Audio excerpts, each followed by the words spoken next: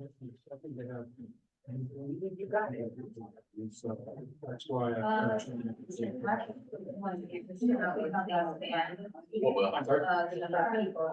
Yeah, actually. Well, I'm not really a presentation, this, Go down to see other. that's why this one they want to participate in. People- Yeah. The whole thing show. I'm going to just show that one person, if I switch it over to the percent. I don't want to do that, because that just might involve more angst. Okay. I'm back and check about every 15 minutes. I'm going to stick with a whole bunch of questions if we need to. So but anyhow, my best guess is 45 minutes if I have it. Because she, I was told actually it's 75. And I can't go that. Oh, okay, yeah, 45 sound right? That's about all we could do. Yeah. Well,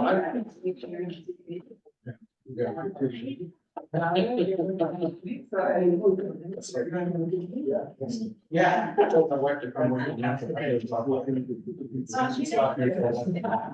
Yeah, it's for what I see.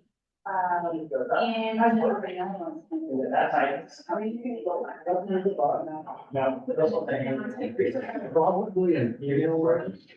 Because I mean, not actively, but that's involved with that. I'm not saying it's a person. Said it was very, very. So I've been involved with that for a long time. And I think what happened is I had a rule.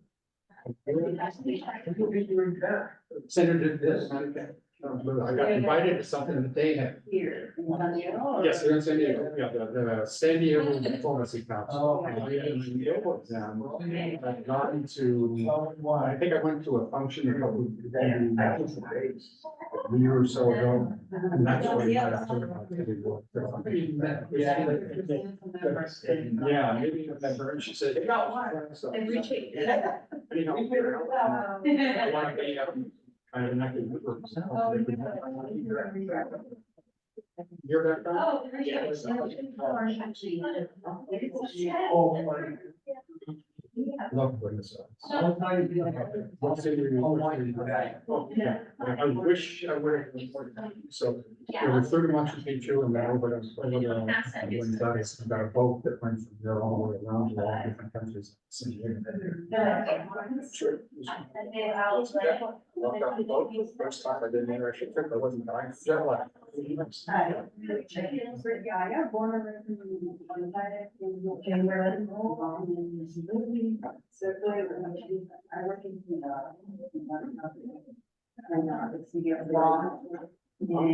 HR for now. That's an interesting point.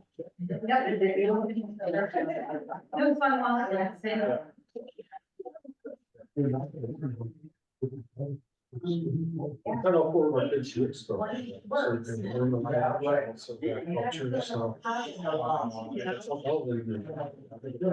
For example, one. Over in. Once we it converted all their tech manuals for English, so they were in Spanish, so they can figure out. Yeah. So anyhow, send them.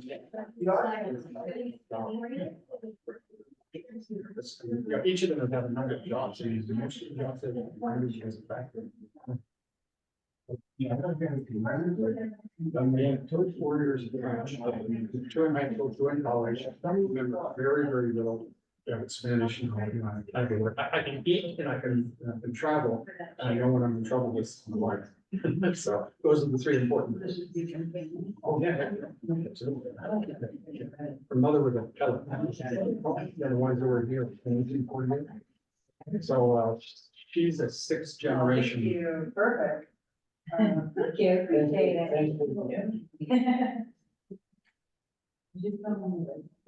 it. Well, she was born in. Well, be better, I think, you should see longer. First. Where you want to go? Dad died when she was really young, so they came down here because they had family member there. So there's, my wife was 5 and a 7 on the other side. So I mean, they grew up going back and forth.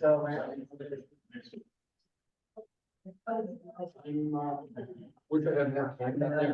This would have one more lecture. better access. You could see the screen the best right here. Jim. So I think that's gonna be. We could go right here, or I could move the chair. Absolutely right.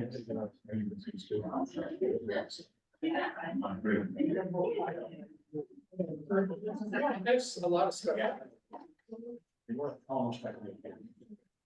So, really, that's, we have thousands of miles.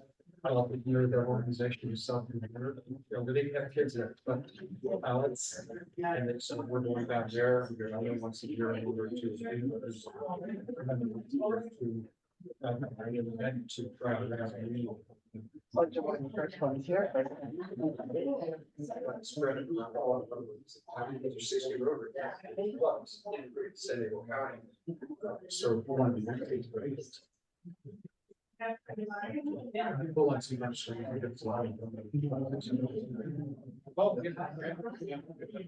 Did you want me to send a text to the group? Yeah, you have.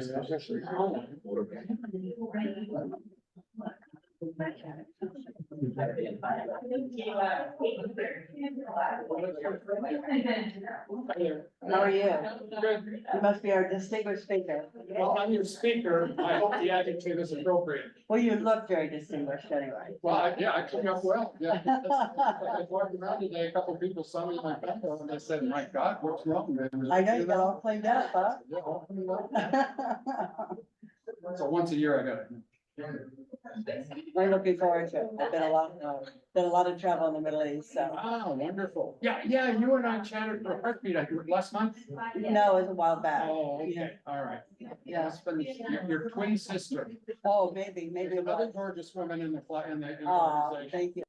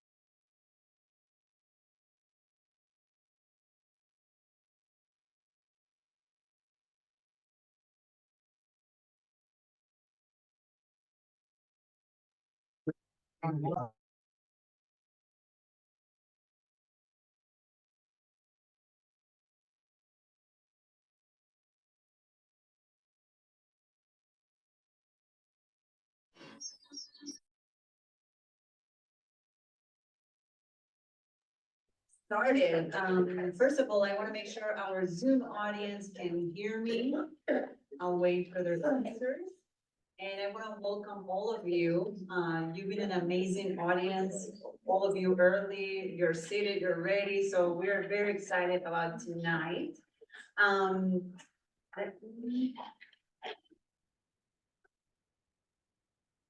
Let me talk a little bit about the San Diego World Affairs Council. First, the San Diego World Affairs Council, it's a non-partisan, non-profit organization dedicated to educating and engaging San Diegans on global issues, foreign policy, international relations, and cross-cultural opportunities and challenges.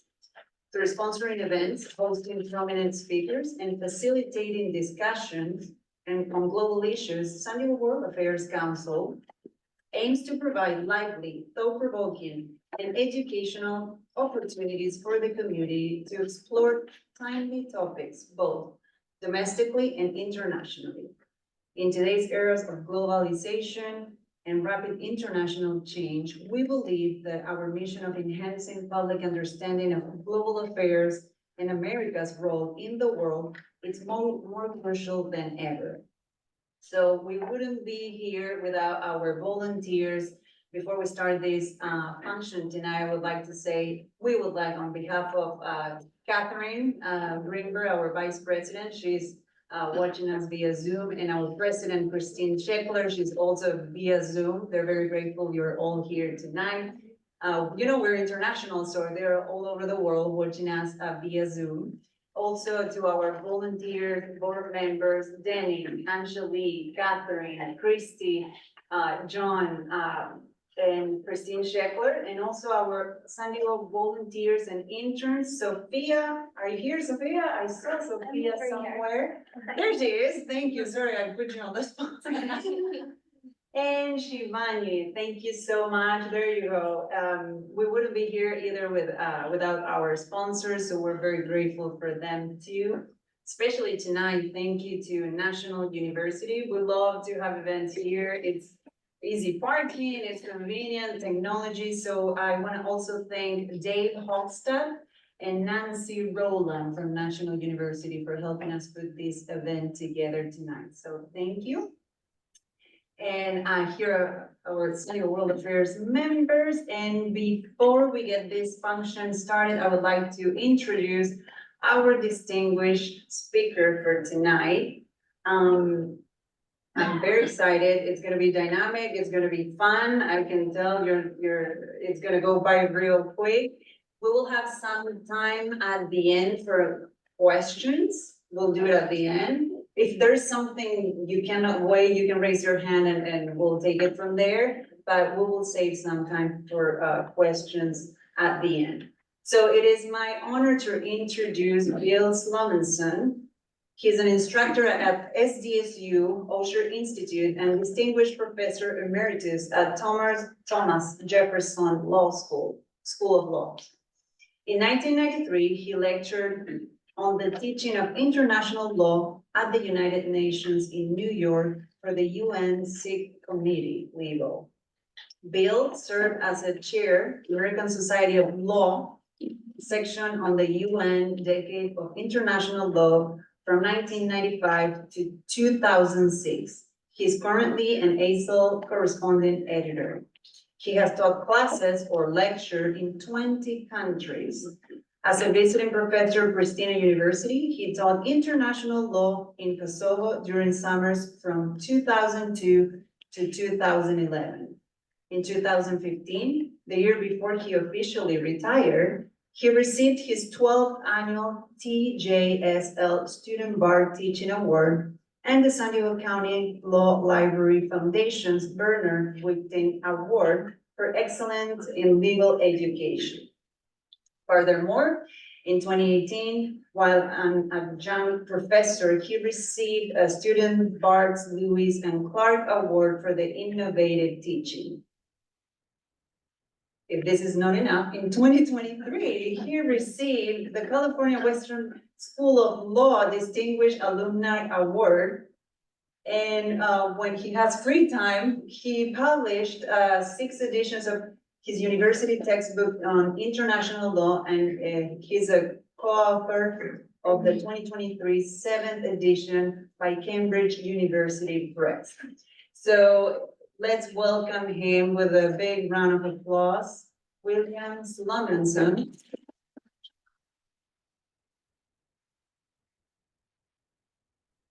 Turn the lights down.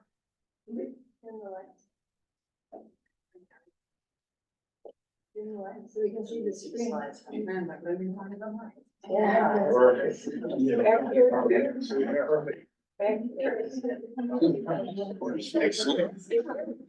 That's not what you want. You want those lights.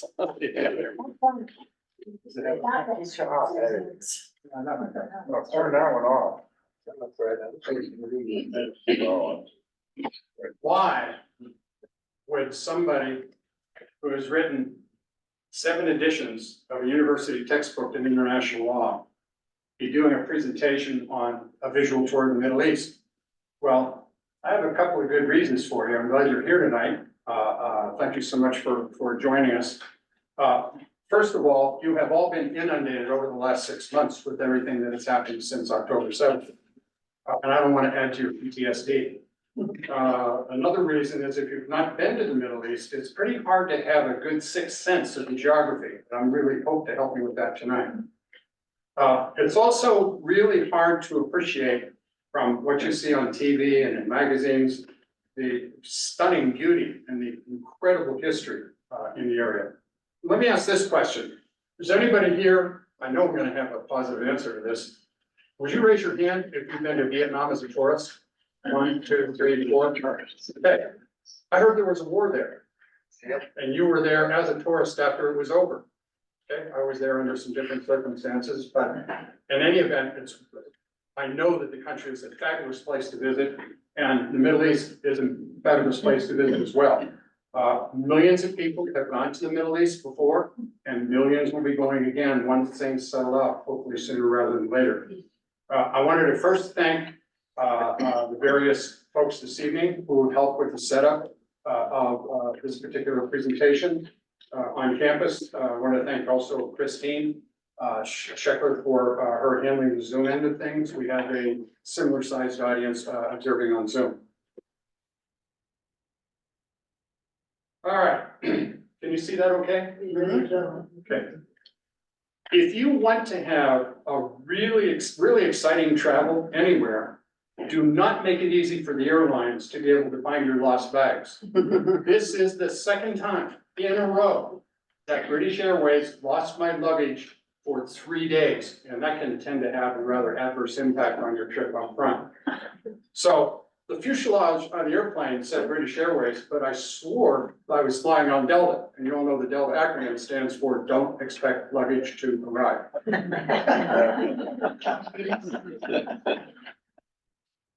I knew I had arrived at this particular moment. It was a long trip, but basically, once we got settled in and I walked out onto the balcony, I freaked out. I said, oh my God, when I saw the pyramid behind the palm trees. So I know that I had arrived. I know you all know what that experience feels like when you plan to go somewhere and you finally get somewhere and then you are so glad that you did it. So it's just, I guess the easy way to say this is it's just not the same as going there. If you haven't gone there, it's not the same as television, magazines, or going to the Luxor Hotel in Vegas. All right, on the right, you see the pyramid and tomb of the Greek king Cheops. He ruled from 2575 to 2465 BC. On the left, you see the picture of the long set of stairs going up inside the tomb. Make sure you try to get there on a day that isn't as hot as when I was there. The Sphinx you can see in the foreground on the right picture. And basically the Sphinx is an interesting character because under Egyptian mythology, the Sphinx was the protector of the pyramids. But the Greeks said, no, the Sphinx is a monster. And the Sphinx was intimidated because as folklore has it, it flew around the city, it asked you a riddle, and if you didn't answer the riddle correctly, it ate you.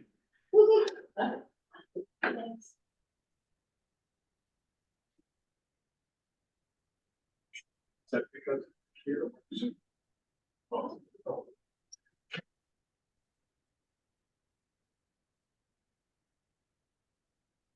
Can everybody hear me okay? Yes. Yeah, so we're okay here in the room.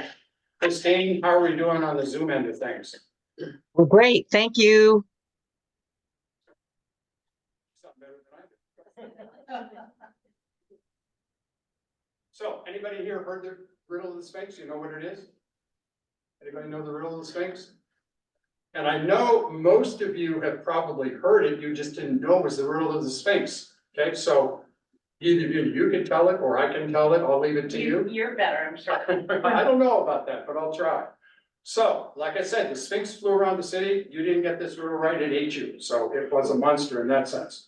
So the riddle of the Sphinx is this. What walks on 4 legs in the morning, 2 legs in the afternoon, and 3 at night? Man. Men, right? Because you crawl on all 4 as a child, then you walk as an adult on 2 legs, and then 3 legs with a cane. So that is the riddle of the Sphinx. Now on to the pyramids of Cairo. In the background, you can see the three that are in Cairo. In the foreground, my wife suggests that I point out to you that I'm the one that's on top. The Roman aqueducts. You've all probably seen them before. They are in the back. They're basically still standing. In Egypt, the Romans built them from 312 BC to 226 AD. This is the Egyptian National Museum, which you have to go to if you are in Egypt. You must go there. It's just absolutely stunning. One of the most amazing museums that you will ever see. It has 170,000 items, and I don't know how to tell you this, but I'm not going to be showing you lots of pictures of all those 170,000 items. What I will show you, or what I chose to show you, was very briefly, because my time is limited tonight to cover 3 or 4 countries, is that you see here how the wealthy Egyptians were buried. They were buried in stone.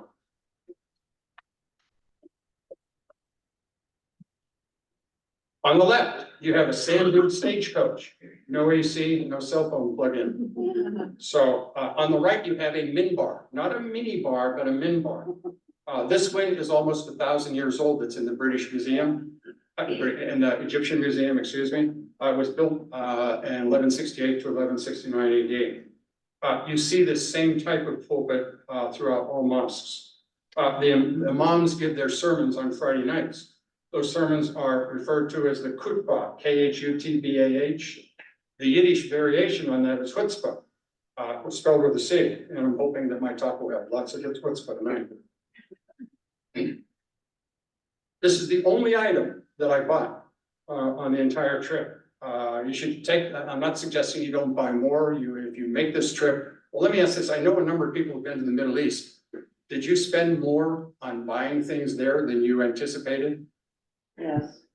I think that's probably an easy yes. So there's going to be a lot of things. You can ship things back. So they're very good about shipping things back, even at the smallest of stores or shops. All right. So you will this is King Tut, and you will actually see the actual King Tut later in this presentation. This is the entry to Cairo's Grand Bazaar. If you've been to the Grand Bazaar in Istanbul, same thing. I'm sure you'll be very comfortable here. The same 100 shops, the same 100 trinkets in each shop, but a new sales pitch that I'd never heard before, which was almost free, almost free, almost free. Next stop is Luxor. Cairo is in northern Egypt. Luxor is 300 miles to the south. For those of you who've been to St. Petersburg, Russia, you've seen the other Winter Palace. At this one, royalty from all over the world have stayed at this particular hotel. The Winter Palace connected my wife Anna and I to that listening. That was a joke. Maybe not a good joke. All right. So we move on now to, I hope. It's not advanced. I need a little help. It's not advanced. Is Charles here? Not advancing. It says stop share right there. So I need that. Yeah, there. Beautiful. Thank you. Thank you. All right. So this is in Luxor in southern Egypt. For those of you, anyhow, this is at the El Aqsur Temple, which was built around 1390 BC. It was dedicated to Amun, who was the king of the gods. Here on the left, you see Queen Nefertiti, who is the most famous Egyptian queen, 14th century BC. On the right, you see William the Conqueror, who came 34 centuries later. The Egyptian kings and queens didn't do anything small. Just think, those pyramids for one pharaoh, for one person. So everything was on a grand scale that I saw there.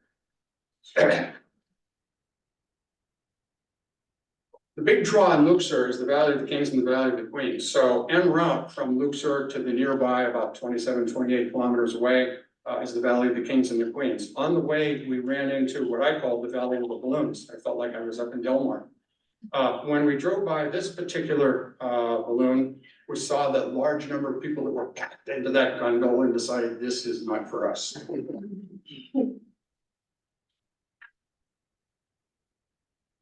This is the tomb of Nefertiti, who's the most famous Egyptian queen. She ruled from 1292 to 1292 to 1189 BC.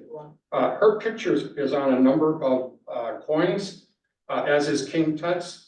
And we got a gift of a coin of each of them. And when you go to Egypt, make sure you get this gift because it will bring you good luck. Okay, so I just bought my lottery ticket, so fingers crossed.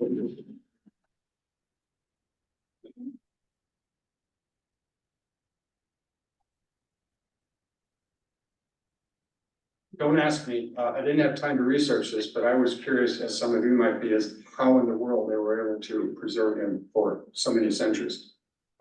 Part of the mummification process, I suspect. All right, back to Egypt. I'm back to, I'm the light, I just lost my light, so it's a little bit hard to see my lecture notes. But back to Luxor for the cruise on the Nile. The water in Cairo is not as clean, so when you do your cruise on the Nile, you'll probably want to do it when you go to Luxor, which you should. Luxor is one of the big draws in the world. Egypt and Jordan are mostly deserts, except for both countries having numerous agriculture exports that grow in the vicinity of the Nile and the vicinity of the Jordan River. On the right, you see a mutiny on the Nile. You might not have read about it in local papers. So basically, there's a mutiny on the Nile, but like a dog who caught the bus, I had to surrender the helm at the end of that trip.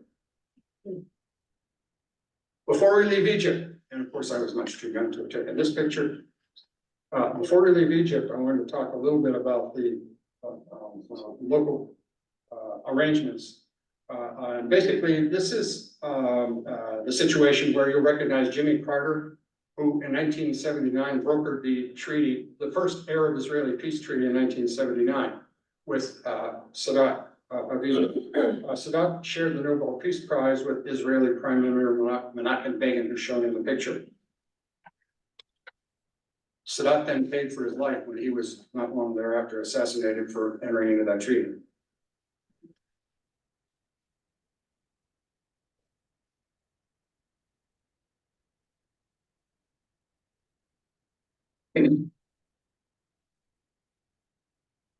There was a new raft of Arab treaties, as I'm sure you know from 2020, when President Trump facilitated the Abraham Accords, so that Israel then, as of 2020, not just Egypt, but also United Arab Emirates, Bahrain, Sudan, and Morocco. The potential for Saudi Arabia entering into a peace treaty in 2023 was considered a factor in the reason that Hamas attacked on October 7th, because they wanted to do anything they could to try to block that from happening. That wasn't the only reason, of course, but it was a factor. All right, so we're out of Egypt, we move on to Jordan. This is Amman, which is the capital of Jordan. On the right, a small glimpse from our hotel of the spectacular beauty of Amman. For those how many have been to Amman? Okay, how many want to go to Amman, right? All right, so you definitely want to make sure if you're going to go to Egypt that you get to Amman and Israel when things settle down a little bit. So, anybody here from my home state of Pennsylvania? Any Pennsylvanians? What's the city of Philadelphia known for? A little louder? Brotherly love. The city of brotherly love. It's not just Philly cheesesteaks, but the city of brotherly love. So, it's not the original city of brotherly love. The originally city of brotherly love is Amman. Its biblical name was Philadelphia. In the Hebrew tradition, the Ammonites were related to the Israelites, and the Old Testament commanded the Israelites to avoid any conflict with the Ammonites, as the Israelites were doing their flight to the Promised Land. And for those of you who have been to the Blue Mosque in Istanbul, you see virtually the same Blue Mosque in Amman. On the right, the docent was very impressed with the fact that she had gotten her degree. The docent had gotten her in the Blue Mosque, had gotten her degree from Valladolid University in Valladolid, Spain. So she was quite impressed when she found out my wife's maiden name, which was Valladolid. So the docent made my wife an honorary docent.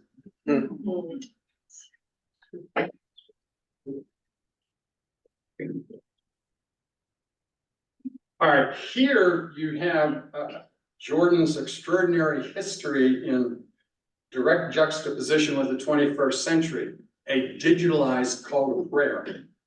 The time varies depending upon the position of the sun. You can see there that the date is August 19th, 2023. And by the way, we were very lucky to have gotten out 3 weeks before the fit hit the Shan on October 7th. So in any event, we move on to Jerash, which is in northern Jordan. It was a major trading crossroads in the Roman Empire. This hippodrome was the site of the chariot races in Jerash. That's the size of today's racetracks that you see in America and around the world. The Romans were the first to do races, chariot races, Circus Maximus, about 8th century BC. And Jordanians did so at Jerash in the 3rd century BC. On to Bethany. In the middle of those 4 rocks, for those of you who are Catholics or Christians, this is the birthplace of Christianity. It's where Jesus was baptized by John the Baptist.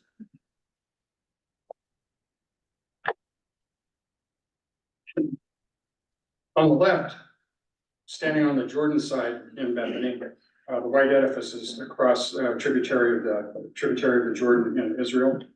And on the right, you see a man in a black shirt who is doing a baptism on the Israeli side. I'd never seen a baptism with water quite that color. Yeah.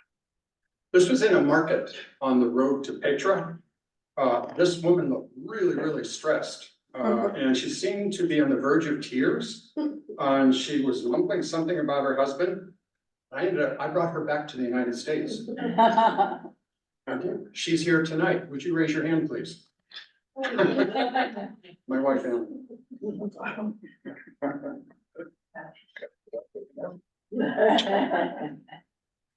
know what you're thinking. So Petra offers extraordinary beauty. This was a snapshot from the top of my hotel. It's something that's very, very difficult in pictures and words to describe. But if you go to the Middle East, you must go to Petra. That's why how many here have been to Petra? Yeah, so if you go to Jordan, you have to go to Petra. That's probably the main draw.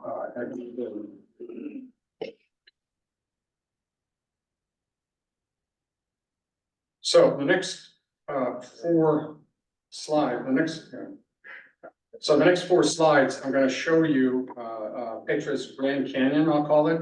It's a 1,200 meter run. And you can see why Petra is such a key reason for people going to Jordan.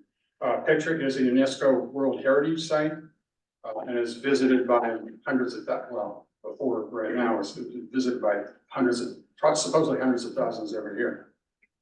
All right. I got about 2 levels deep into Petra. There was more, but because of time limitations that we had, I wasn't able to go further in.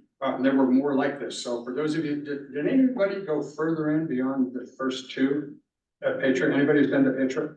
Yeah. You go further than the first 2? Yeah. Probably maybe about 10 of them, maybe similar. They were carved out of stone.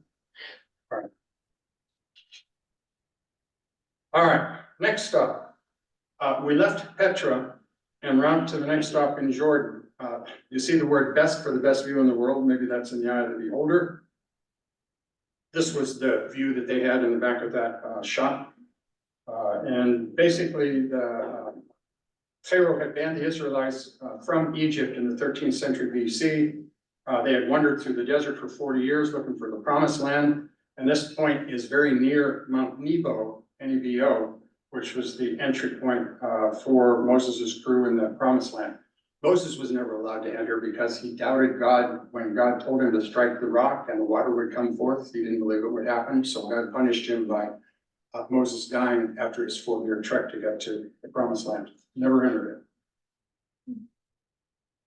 Anybody here heard of Wadi Rum? Yes. Yeah. 1, 2. 2. Been to Wadi Rum? Yes. 1, 2. Okay. Oh, good reason to hear about it. Yeah. All right. So This is, Wadi Rum is Arabic for high or elevated valley. It's a UNESCO designated World Heritage Site. For me, it was hard to pick a favorite. I don't know that Ann and I had the same favorites of the whole trip because everything was so different and so stunning and history was just incredible. So everything was different, but Wadi Rum was my favorite of the particular trip. It doesn't mean it'll be your favorite. There were a number of tent cities like this one. This is the one that we stayed in. And those 10 cities were basically often nestled within a mountainous semicircle. Wadi Rum, for me, was Sedona on steroids. It was a major transit point for all the Middle East. It's where the movie Dunes and parts of Lawrence of Arabia were filmed at Wadi Rum.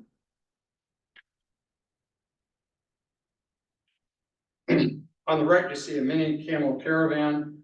Camels can travel 10 to 15 days without water.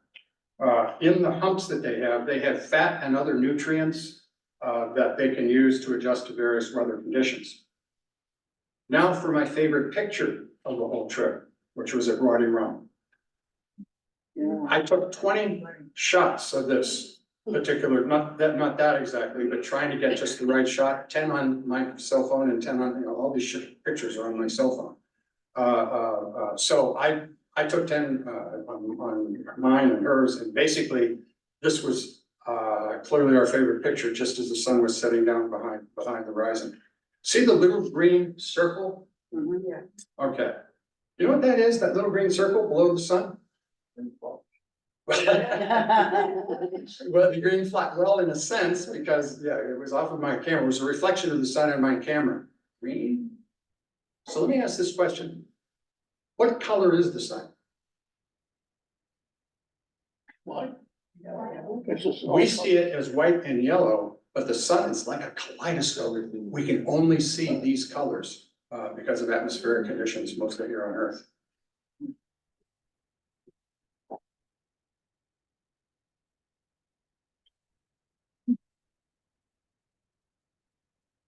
All right, this is now en route from Wadi Rum to Israel. It's a picture of Jordan's, what's left of Jordan's ill-fated railroad. Many travelers have died in Jordan over the millennium, especially those who are doing the summer trips to Mecca for Hajj. The government started to build the railroad in 1909, and it was a pre-World War I government troop transport. That's what it was designed for, but it only lasted for 3 years. I don't know why, and they ran out of money. I'm not sure what the reason was, but that railroad, if it had been completed, would have saved a lot of lives that are still lost when people are passing through on camels and other things. All right, now it's time to move on to Israel. Yeah. Map number 1, I direct your attention to the eastern part of the Mediterranean Sea. You see Israel? Mhm. You do, okay. I'm not gonna ask who said, yes, I see Israel, because you do not see Israel. Fine. This is the picture of the British Mandate in the early 1920s, okay?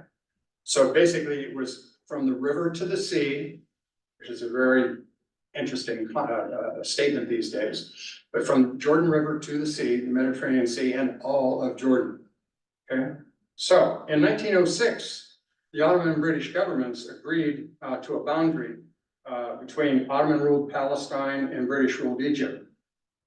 1917, Britain has its so-called Balfour Declaration, where Palestinian would become a home to the Jews.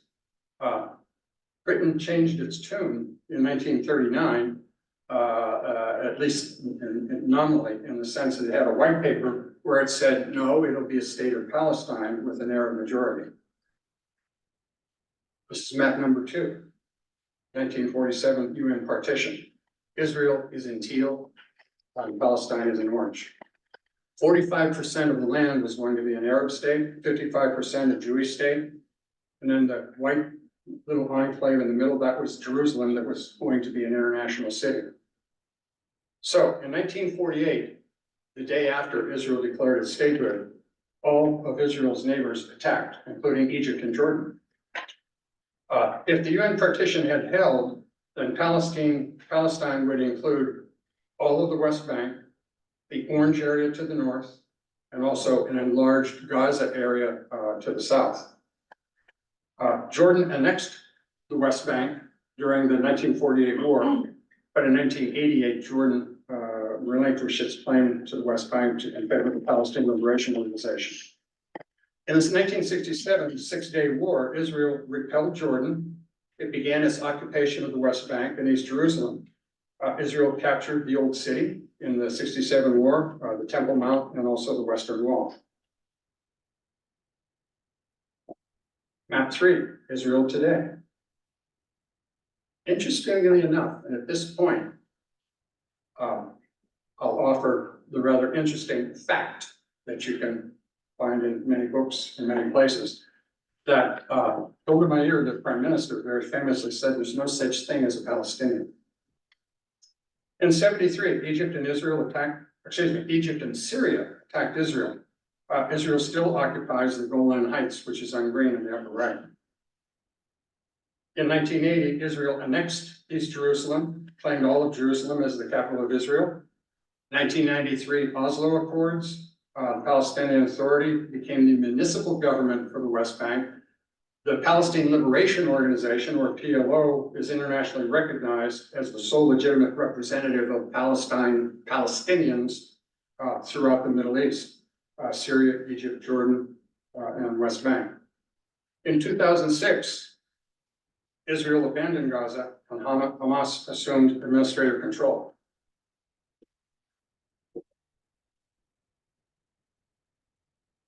Today, West Bank settlers most of them are Orthodox Jews.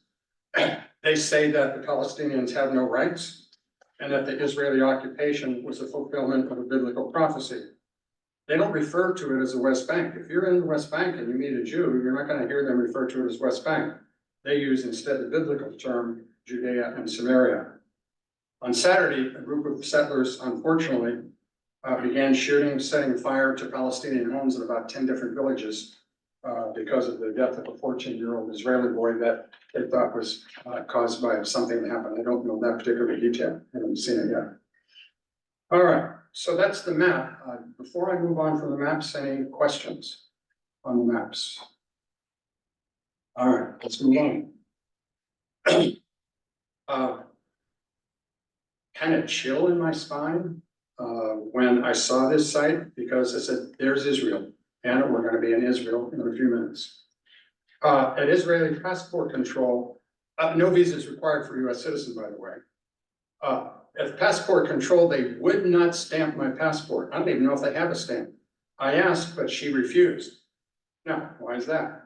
Well, if you've been to Israel, and if you have a stamp in your passport, there are still, notwithstanding the Abraham Accords and Egyptian treaty, there's still a half a dozen Middle Eastern countries that you're not allowed to enter. So if you arrive at the airport and Israeli, if there were an Israeli stamp there, instead of the, these are not stamped into my, so these are tickets that they give you, that you hold on to, because I guess they're basically your exit visa.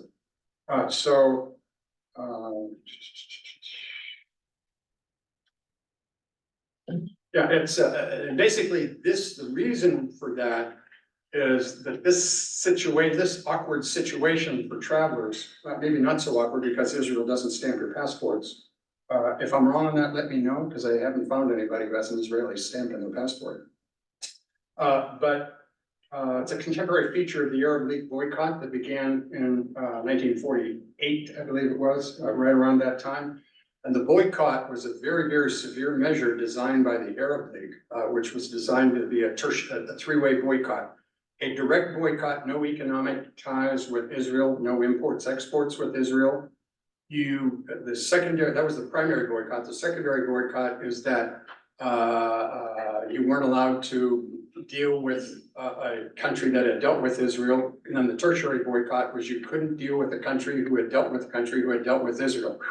So if you can keep track of all that, it was a pretty harsh reaction to the arrival of the new neighbor Israel in the Middle East. First city we stayed in was Tel Aviv.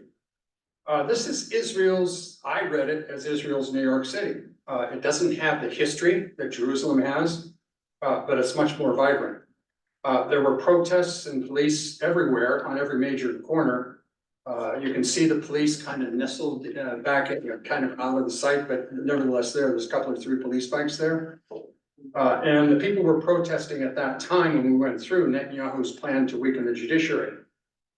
Speaking of protests, South Africa has sued Israel in the International Court of Justice. That was back in December of 23, claiming that the situation in Gaza constitutes apartheid.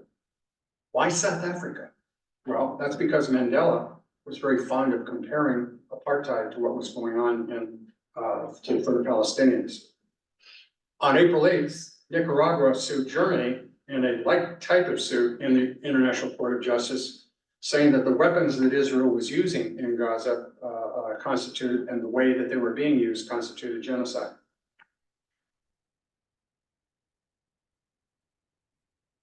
This is the breathtaking sunset. There's a lot of beauty in Egypt, a lot of beauty in Jordan, and there's even more, just as much so in Israel. So this was the view from our hotel, which was the Carlton. That's where they had the press conferences right after October 7th in the basement of the hotel on the first floor. So I had an interesting situation where that night, we were only in Tel Aviv for one night. We spent most of our time in Jerusalem and West Bank. So I got a phone call from the front desk that said, please go to the door. There's a message for you. And when I got to the door, the server was there. The server said hello. It spoke my name and it said, your guest has arrived. Maybe not quite. So anyhow, we then went down to the lobby to meet with Israeli Ambassador Ido Aharoni, who I met in New York City when he was the Consul General for New York. I was also with him, as was my daughter Lorraine, and I were both with him in San Diego post October 7th. He was doing, and by now has probably completed, a 41-city US speaking tour on the Hamas-Israeli war. Some of you might have gone to the congregation Beth El in La Jolla to see his presentation where he was in San Diego. He had a number of interesting perspectives that he shared with us that night, but the one that I found the most interesting for me was his perspective that the Abraham Accords, that's where 4 more countries were added to the countries that had treaty relations, diplomatic relations with Israel, that the Abraham Accords were the de facto removal of the PLO's veto over not normalizing relations between Israel and the Arab countries, because that's the PLO's perspective. So anyhow, I could spend lots more time on that, but we don't have time to do that tonight, and that's too political for my discussion anyway. All right, we move on to 38-mile trip to Jerusalem. The green bus is for Israelis, the white bus is for Arabs. The Arab bus is primarily in the eastern Jerusalem and the West Bank. This is the Mount of Olives, the oldest Jewish cemetery in the world. 3,000 years old is the estimate. The bodies you can see are all lying kind of facing the same way. Well, they're all facing east. On an east-west axis is how the bodies are laid, with the feet facing the old city. And upon the resurrection of the Messiah, then they will all rise to their feet and proceed to the old city. This is a souvenir shop on the top of Mount Olives. And I saw an icon that kind of caught my eye right away, so I took a picture of it. You might see it in the middle. So I thought I had gotten away from politics when I was over there. All right. So I saw the icon, and from a distance I saw the MAGA, but when I got closer, I think it said make attorneys get attorneys. So anyhow, that's what I think it said. I'm not sure. All right, this is the, as a result of the 1967 war, Israel captured East Jerusalem, including the Old City. This is the entry area to the walled-in Old City with its 4 quarters: Christian, Armenian, Jewish, and Muslim. The Armenians have had a significant presence in Jerusalem and in Israel since the 4th century AD. For any Armenians in the audience, well, what happened on February 24th was they launched a unsuccessful bid, I think successfully unsuccessful, or it was good it was unsuccessful, to try to enlarge the Jewish quarter by taking a slice out from the Armenian quarter. And for anybody who's Armenian in the audience, that would be almost as bad as the recent loss of Nagorno-Karabakh. All right, this is the best, I did not take this picture. This is the best picture that I could find of the Temple Mount, because it makes it clear just exactly what the Temple Mount is. It's the elevated area above the white line that you see, the square that's going all around the area. You see in the middle, the Dome of the Rock. I'll talk about that in a minute. To the right of that, the Al-Aqsa Mosque. Below that, you see the Western Wall, and at the edge of the Western Wall, the white area is the non-Muslim entrance. There's I think a half dozen Muslim entrances, if memory serves, a number of Muslim entrances to the Temple Mount. This is the only one for non-Muslims.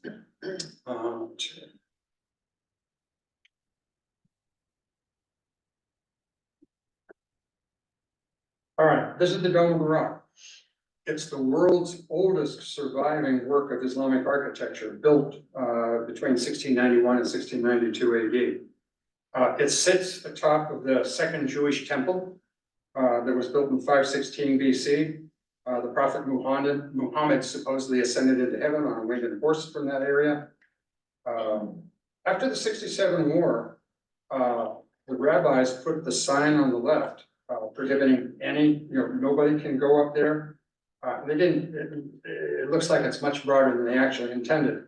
But long story short, the current policy, including that of the Israeli government, is that Christians and Jews, anybody can enter as tourists, but no one is permitted to pray on the Temple Mount.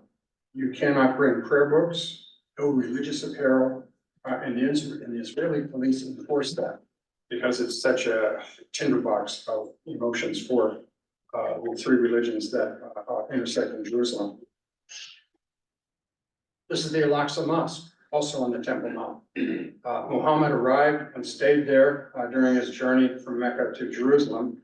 The Al-Aqsa Mosque is the third holiest mosque in all of Islam. The first two, of course, are in Saudi Arabia, on Medina and Mecca, Mecca and Medina, and then number three is this one in Jerusalem.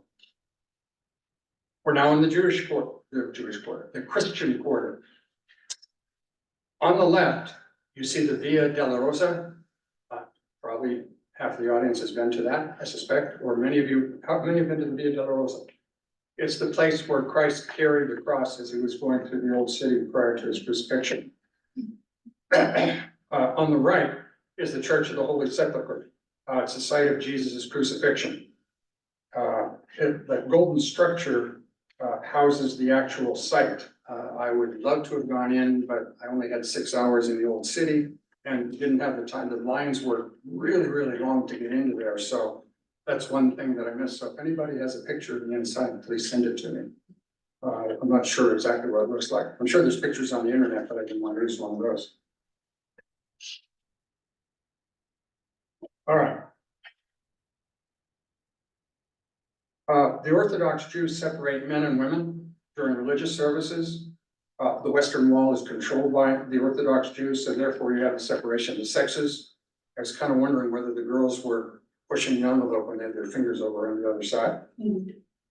Now on to Yad Vashem. This is the World Holocaust Remembrance Center.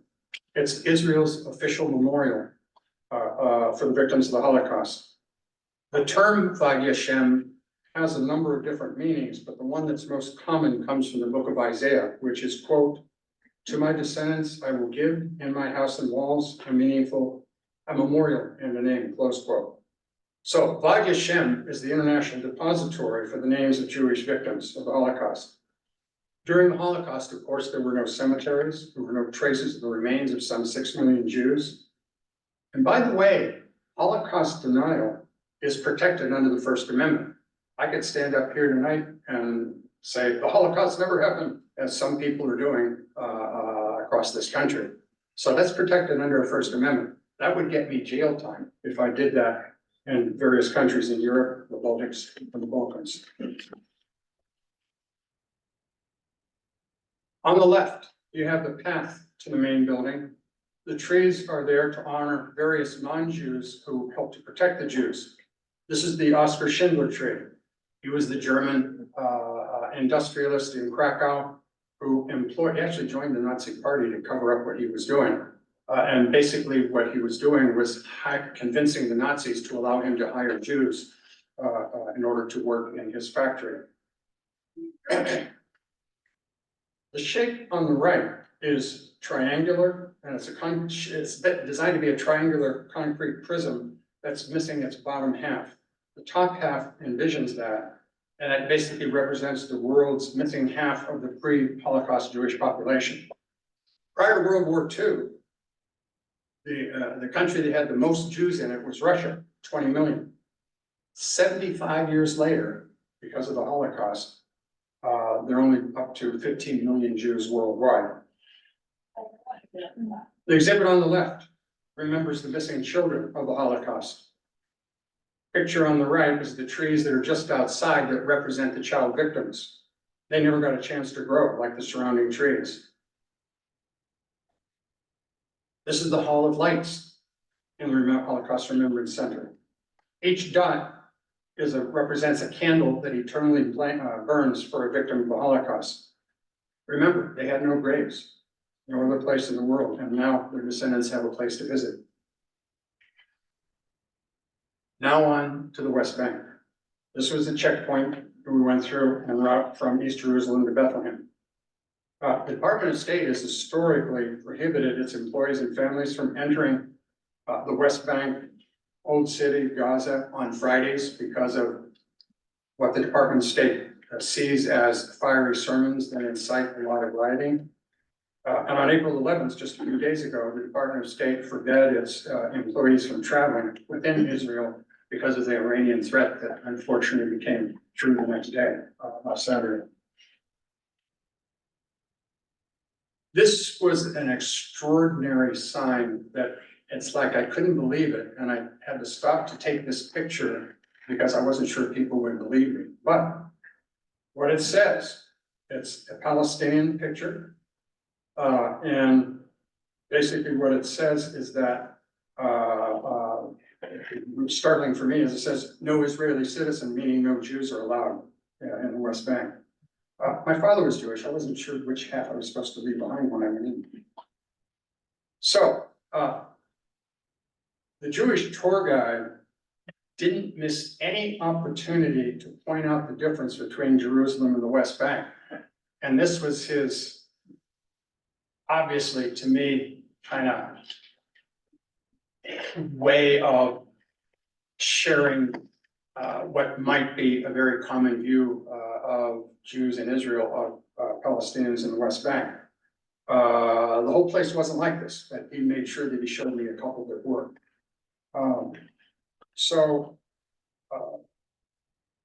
What I surmised from this difference was that because it looked more run down in the West Bank than in Israel proper or in Jerusalem, the thing that occurred to me is that the wealthy Arab neighboring countries say they support the Palestinians, but if you're there, you've probably seen the same thing I have. They really haven't put their money where their mouth is. And the alleged rationale is to retain the status quo in the occupied territories. Israel built a number of roads in the West Bank. It upgraded a lot of them after the 1967 war. This example is in Bethlehem, near the Church of the Nativity. The West Bank is crisscrossed by a number of these roads that Israel built, which of course facilitates ease of access for military when necessary. This is the Church of the Nativity. You can see the entry line on the left. People are walking in the distance. At the entry, where those people are walking in, here's a shot of the entryway. That's it. That's the only way that you can get in. The Catholic explanation of this small entry is that it's the door of humility. You bow down humbling yourself before Christ. A complementary version, of course, is that the Ottomans used the church as a stable. The Nazis did the same thing with Notre Dame during World War II. Post-Ottoman rule, that is after World War I, at some point, the large stable door was filled with rock down to the 5-foot level, and that's why people have to bow in order to be able to enter. On the left is the birthplace of Jesus. There were a lot of folks in line to kiss the icon, like the woman on the right. I was raised Catholic, but I just had my COVID shot, so I passed. This is onto the Qumran area, that's in the vicinity of the Dead Sea, where they discovered the Dead Sea Scrolls a few decades back. These were Jewish and Hebrew manuscripts that date back to the 3rd century BC. They contain critiques and interpretations of the Torah. And here is the Dead Sea, so named because nothing can live in it. The salinity in the Dead Sea is 10 times what it's like in any ocean. It's 1,412 feet below sea level. And on the right, if you were to put an imaginary line down the middle of the Dead Sea, that would be the border between the West Bank and Jordan. So when you do the float, as they call it, you get on your back and you float. You cannot drown. I tried. I laid flat on my back, didn't move a muscle, tried not to breathe, and could not sink. When I tried to stand up, I could not. I couldn't get my legs under me. I couldn't get my legs under me to stand up. So what I did was, which I really didn't want to do, was I turned over on my face, because you know what it's like when you get the ocean water in your eyes? Imagine what it's like if you have 10 times that. So I just closed them and hoped, and I was able to somehow, with my knees, have enough power to be able to get up, to get out of it. So you cannot possibly drown in the Dead Sea. That's the nice part about it. My wife is fortunately forgiven me for using this photo, this snapshot. You see people on the left, on the far left, you think that they're blacks, but they're not. That's actually mud that they put on, and that's a medicinal mud from there that's world famous that you use whenever you have a problem. My wife had a problem with her knee, and she bought a bottle with it, and that took care of it for the whole trip. We ran out by the end of the trip, but that took care of her knee for the whole trip, so it works. I wanted to leave you with several prominent resources that provide much more comprehensive detail than I have tonight in the short time that I have. And if you want to be well informed, you don't want to read just one but not the other. The one on the left is by Milton Viorst, V-I-O-R-S-T. Excellent treatment of Zionism, starting with Herzl back in the 1897 First World Jewish Congress, working its way pretty much by way of leaders of the Zionist movement up to and including current prime ministers. On the right, written initially in 1979 by Emeritus, that's the book that I got, which was recommended by a number of people as being the best book to read on the question of Palestine. The reason I have the New York Times up there is on February 4th, 2024, the New York Times had an excellent expose. I didn't have time, or I didn't take the time to research to see if you can now buy it. But if you want to learn more about the nitty-gritty details of the whole, what's been going on since October 7th, that would be the document you get. If you don't have time to read a book, then you want to get the February 4th pull-out edition of the New York Times Magazine. Finally, for those of you that are particularly masochistic, I'm going to be doing a longer version of this lecture with more historical detail at San Diego State's Osher Institute in June. So let me conclude by saying thank you to the live members of the audience for your attention. Thank you for the Zoom members in the audience. This is a real blast for me, and I hope that it was informational and useful for you as well.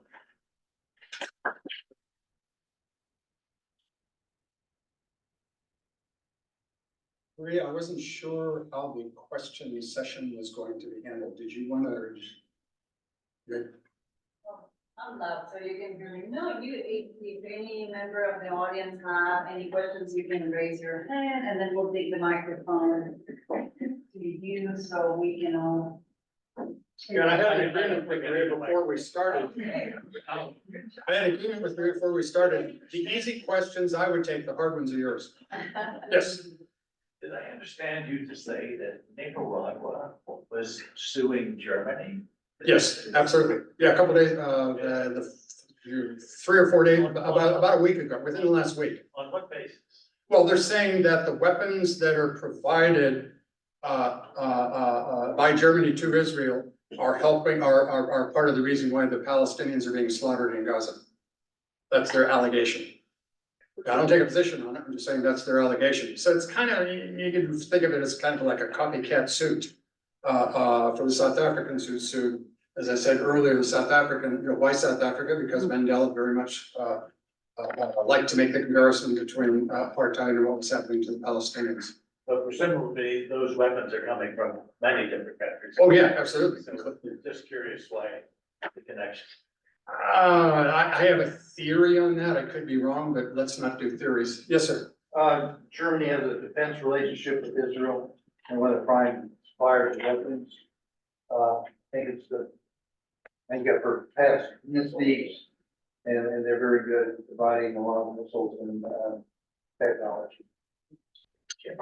Yeah, and there may be more, because under the genocide treaty, unlike the jurisdictional principles that we're used to, like if you commit a crime in a jurisdiction, that's where you get tried. This genocide, under Article 2 of the 1948 Genocide Convention, that the United States did not become a party to for 40 years. But the United States, but the Genocide Convention, Article 2, I don't know, I think it's another article that says that any country in the world can bring a suit in the International Court of Justice whenever there is a genocide anywhere else in the world. And so that's about as expansive as it gets in terms of the 5 typical bases for criminal jurisdiction in international law. Could we not expect somebody to sue United States? Okay, we have a good question. I don't know if everybody heard it. LV asked, could we not expect somebody to sue the United States? You bet, certainly possible. I have a theory. One of the things I wondered was, since Nicaragua isn't exactly happy with us in the United States, why they didn't sue us as well. It could be that they figured that it's not going to go anywhere, and the US, so they have a variety, there could be a lot of political implications, but basically, I think, as was pointed out by you're the president, right? Your organization? Oh, you're on the board, yeah. It was pointed out, Tim? Mike, I had the right alphabet, right? So as Mike pointed out, because of the large number of weapons provided, that's why Germany was a target for Nicaragua. I don't know why they didn't sue the US, but that may be coming. You're right, that may be coming. Because under the Genocide Convention, any country can sue any other country whenever genocide has occurred. If anybody has an interest in that, Samantha Powers has written the book on it. It's called Genocide Problem from Hell. Yeah, Genocide Problem from Hell. Samantha Powers was Obama's UN ambassador, and she's now the USAID chairperson for USAID for Biden. So she wrote the book.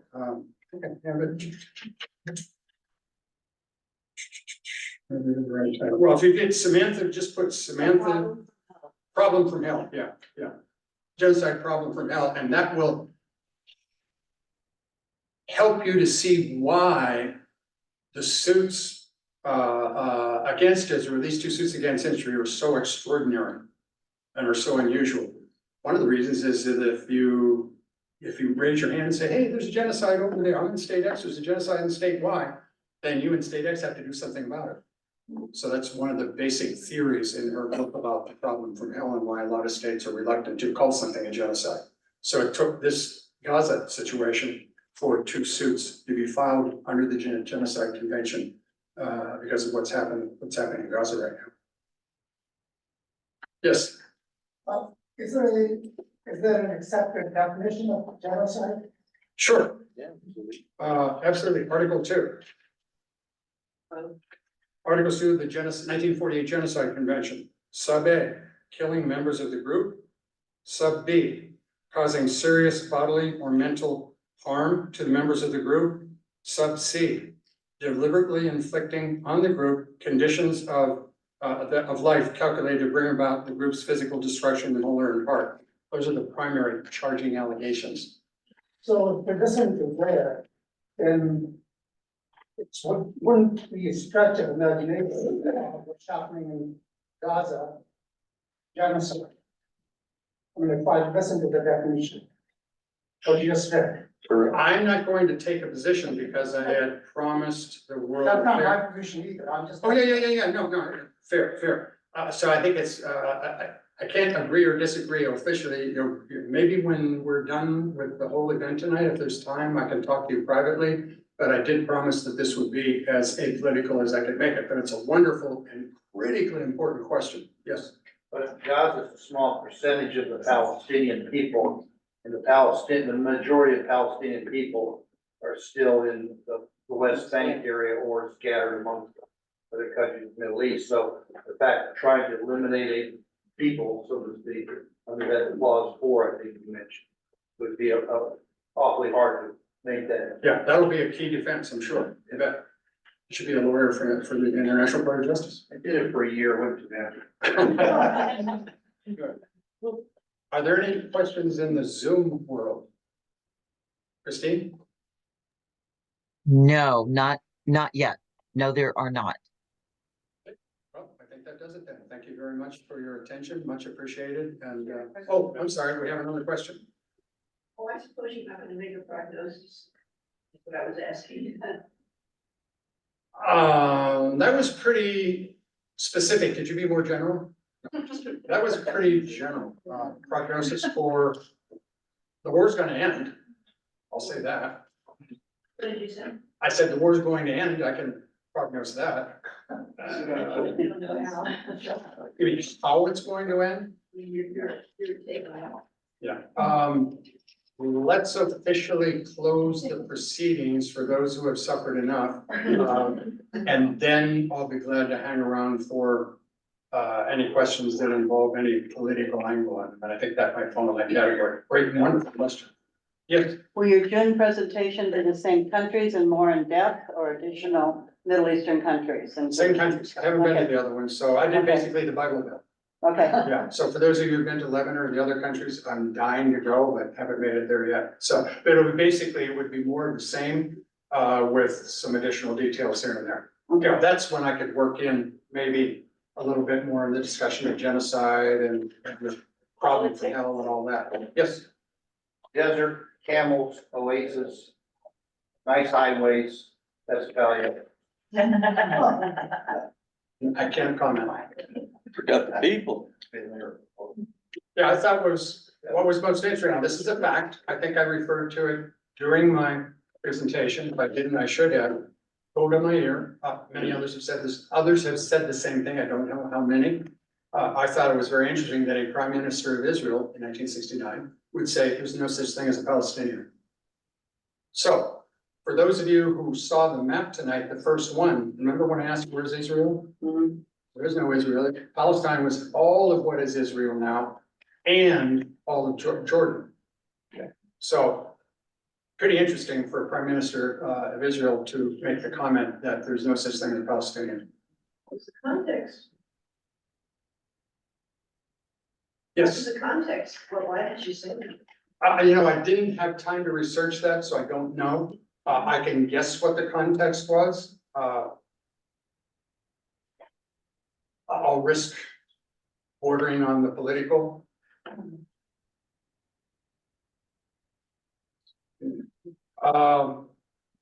If one were to put on one's Palestinian hat, since 1948, there have been 3 major movements of the Palestinians. You know, some 700,000 go to the West Bank in 1948. That's where you gotta go. Then you have after the 67 war, a bunch of y'all gotta go down to Gaza. And then you know what is happening now, you know, where Israel says, you gotta go to the north, or you gotta go to the south, or you gotta, they can't. So when you have 3 major displacements like that, I think that's the type of situation that gives rise to the question of it gives rise to the facts on the ground in terms of major displacements of a particular group within a particular country. That was about as broadly where as I could put it.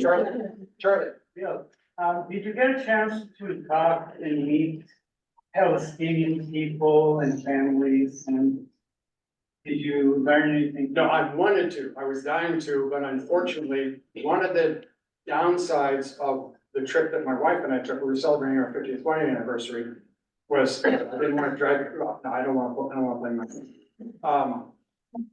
We didn't have the time to be able to, and that's, when I was in Bethlehem, that would have been the perfect opportunity. Yeah. So there were a few, and I asked a few questions of the people that we lunched with, but they were very closed mouthed about it. So I couldn't really get a read on what I suspected they felt. And my guess is, since they knew I was an American, they didn't want something getting back to the wrong people about something that was said to me, kind of thing. And they knew I was a teacher and yeah, so I would love to have done that, but unfortunately I did not. So that's one of the misgivings, that one of the big gaping holes in my trip to the Middle East. Yes, sir. Yeah, yes, sir. Eddie. Thank you. Did they share with you the divisions in the, particularly in the West Bank of, you know, and I forget the labels, but you know, essentially an A citizen, a B citizen, a C citizen, and what was your takeaway from that? Can't comment. Yeah, I don't have, I have as poor an answer to Eddie's question as Charlie's question. Because I just wasn't there long enough. So, one of the things that I always do if I am talking about a particular country, either privately or in some kind of lecture, is to make sure that I point out the limitations of what I'm doing tonight, which is just giving you a glimpse to try to motivate those of you who haven't been there, or want to learn more about the area, to just to get a glimpse of it so that someday you will go yourself in order to answer those kinds of questions. So hopefully, those of you who were here tonight are and have not been to what I call the Bible Belt, Jordan, Egypt, Israel, Palestine, hopefully you'll think about going there so that you can get a much better sense of what's going on in one of the major crises in the current international sphere. Yes? My understanding was that the Arab League prevents countries that take in Palestinian refugees from giving them citizenship. Do you know anything about that? Is that even accurate? I've heard that too, but I don't know the degree to which that, I don't know the degree to which that's true. Yeah. I mean, it's an interesting concept. I've heard of it. I'm questioning myself. I don't know if anybody in the audience has a better answer than I have, but that does seem rather odd, doesn't it? No. Oh, no, big difference of opinion right there. It's something that's supposedly pretty straightforward. Sad. Well, this is the cause for the Palestinian people to disappear, but they became citizens of other countries. That's why. See, and that's why, So remember, the cause would go away. I told you about Ido Ahironi, the Israeli ambassador, his key comment to Anna and I when we were with him in Tel Aviv was about how the Abraham Accords had pretty much wiped out the Palestinian, not the PLO's attempted veto of normalization of relationships. So I think that ties in as well. So if those countries where they are refugees that they go to, I mean, they could try to, they can certainly, depending upon what the country's laws, try to become a citizen or claim asylum or whatever, because you have an international asylum treaty.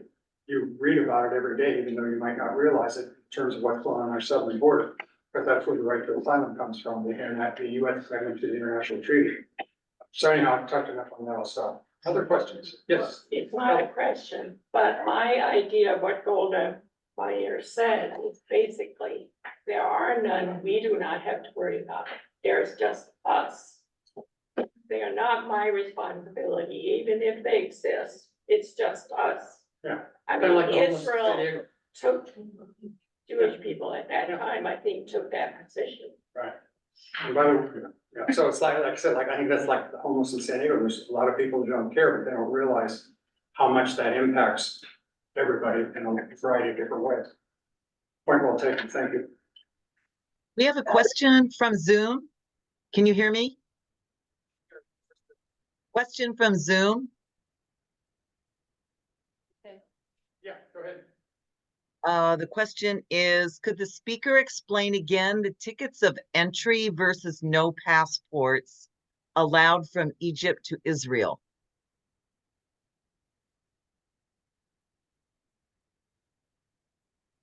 My wife and I are recent examples, you know, the people who were allowed to go from Egypt to Jordan to Israel, no problem. Let me see if I can repackage that question. Each country's who they will accept is up to that country under their own territory's law. So what Israel is doing, and you know, I showed you little cards that we got, okay? They wouldn't stamp my passport, but I put some adhesive on them and I put them in there anyway. I'll take them out if I ever go to any of those 6 countries that don't. So, but basically each country decides who can come in and who cannot, okay? So what Israel is doing is it wants to facilitate, it doesn't want to get in your way or any traveler's way, especially if you come from here all the way over there, from going to any of the countries that don't allow don't allow you to go into the country if you have if you have an Israeli visa stamped in your passport. Okay, Kuwait, Sudan, Iran. Those are 3 of the 6 that I remember. They haven't listed in my notes, but I don't know if you need to hear that. So basically, what Israel's doing is they're helping you to, they don't wanna make it harder for you to travel, and that's why you get a little piece of paper that you can stick in your passport or pocket, as opposed to having a stamp in your passport. Yes? I was an intelligence officer, so I used to work with but we had, Palestine, back when they were active terrorist groups, and they were hijacking airplanes, they'd always grab the passports. If you had an Israeli stamp, then you were like setting yourself up for more trouble. So they, to help people, they just got a stamp in the passport. And then to cross from, I used to have a passport that was Israel and South Africa only, and had one that was for everybody else. And when that's border crossing, I just switched the passports, because that way I didn't have an Israeli valid passport. Thanks, Mike. Useful addition. Questions going? Yes. Wait 1 second. Any questions? Yes. This definition of a refugee, I thought it was first generation person who left the country. But apparently it's not, because the Palestinian refugees are under the 3rd and 4th generations by now.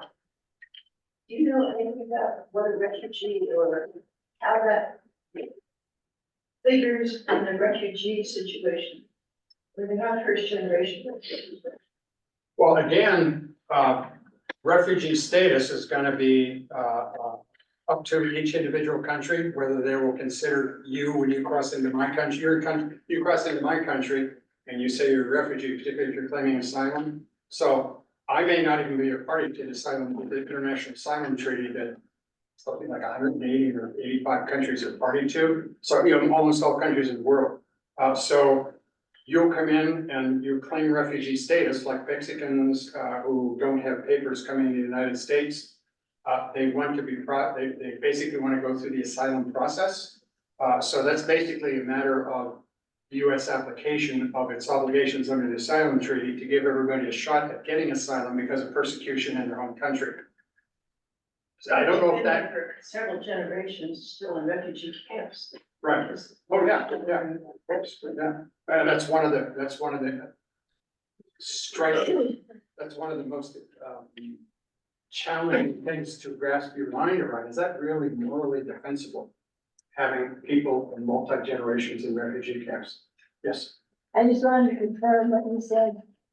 When I went to Saudi Arabia, I went to Saudi Arabia as a worker for 3 weeks back in 2009.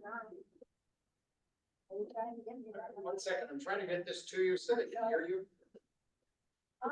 It's not going well.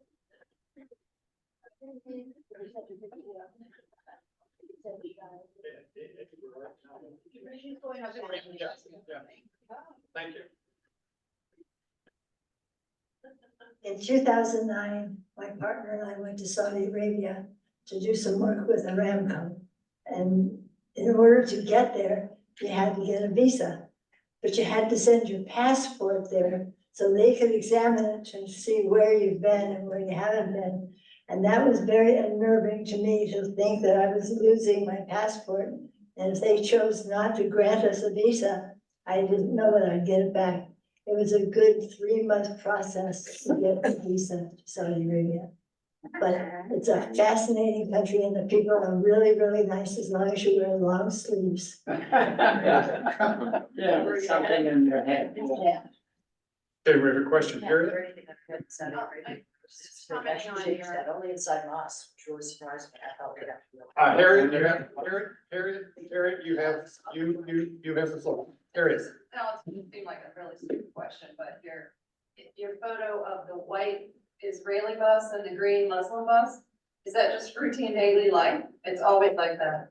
And that's not just because they were going to a specific. Yeah, the Arab bus is mostly East Jerusalem and West Bank. I don't think anybody's going to arrest you.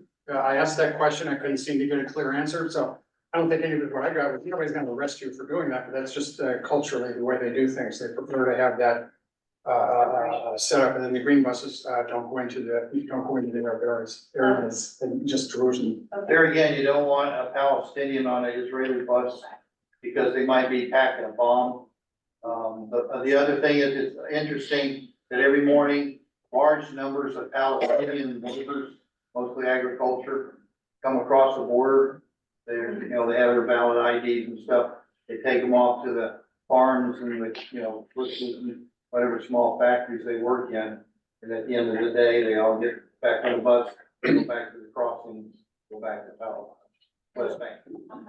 One small footnote, a tiny infinitesimal fraction of Palestinians are terrorists in the sense that we're discussing right now. Yeah, but I mean, Tiny. they can't afford, they can't afford to allow, a bomber on a bus. So they had too many people killed that way.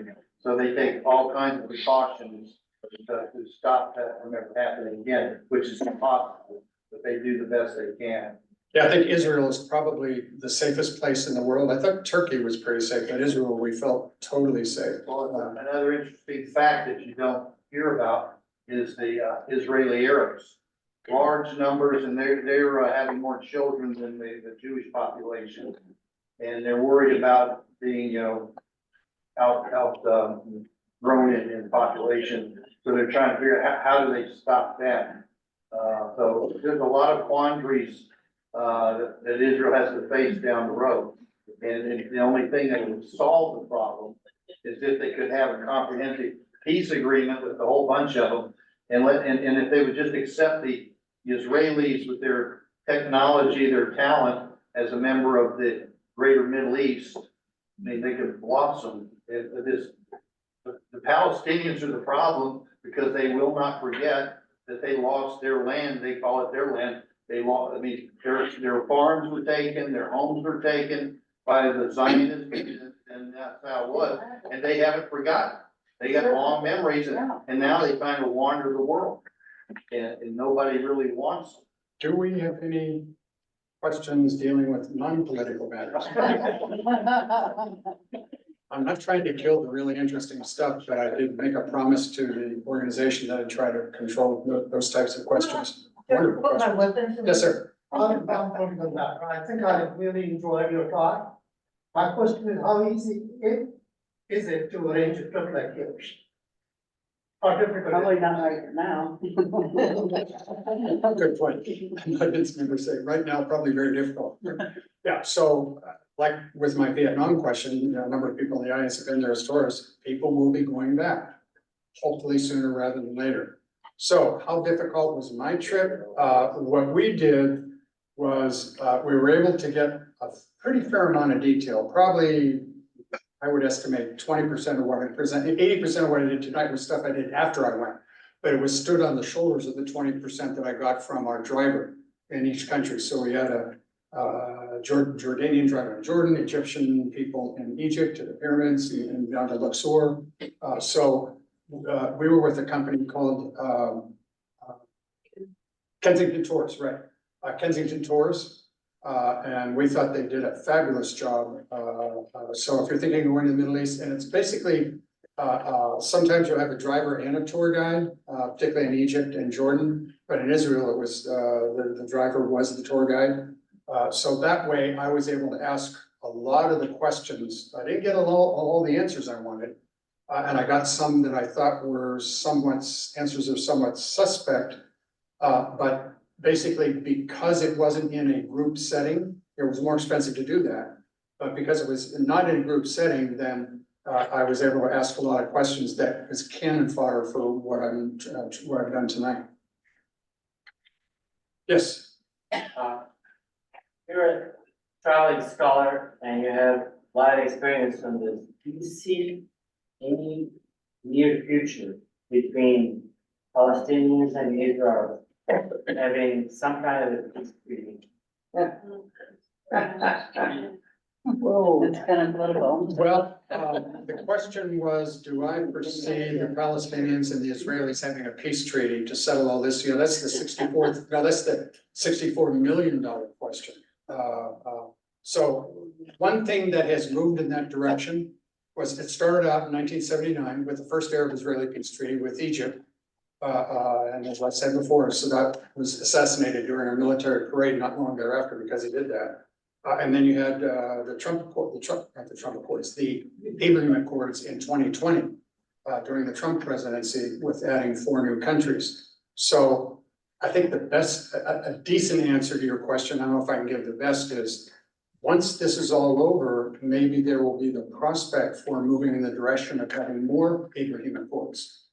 So that way they can try to come up with ways of stamping out the problems that exist in the Middle East. But of course, anybody who has studied Iran at all will say the odds of that happening in this lifetime or any other lifetime is pretty slim because of political things in the Iranian arena that I'm not supposed to talk about.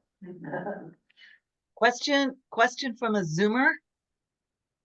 From one of our board members, Professor Chainika Deka.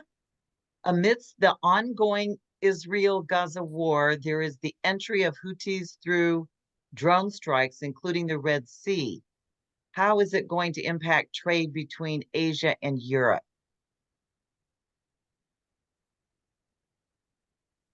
Well, it seems to me like you have a country like China who has its Silk Road initiative, both by sea to the south and by land to the north.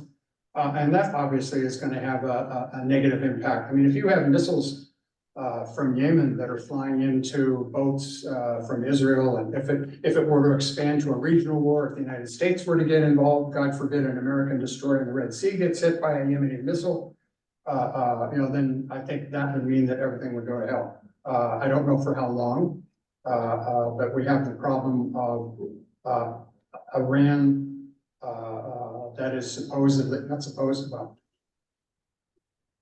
all news reports indicate that Iran is behind supporting Hezbollah in Lebanon to the north of Israel, the Yemenis to the kind of off to the east, the Houthis, and of course, Iran itself. So as long as the US hasn't figured out what to do with Iran, we're not going to have a clear answer to that question. I think if not the best answer, I think the best thing that can happen is that after things settle down, if Iran can be isolated and if there could be more Ibrahim Accords so that Israel can have peace treaties with other countries, then that may, as they say, when the tide comes in, all the ships rise in the harbor. So all the Middle Eastern ships may rise in the harbor the more that we have additional Ibrahim Accords with Israel.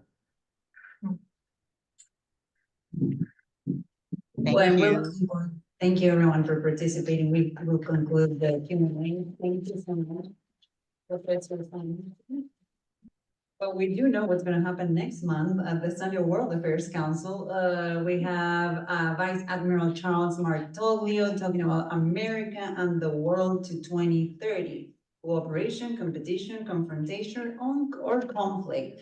And we're very excited. In June, we have a private movie screening, and the director will be there to do a lecture after on Saturday, June 15. This is a family, they filmed The Midnight Traveler, recounting a personal refugee experience from Afghanistan to the United States.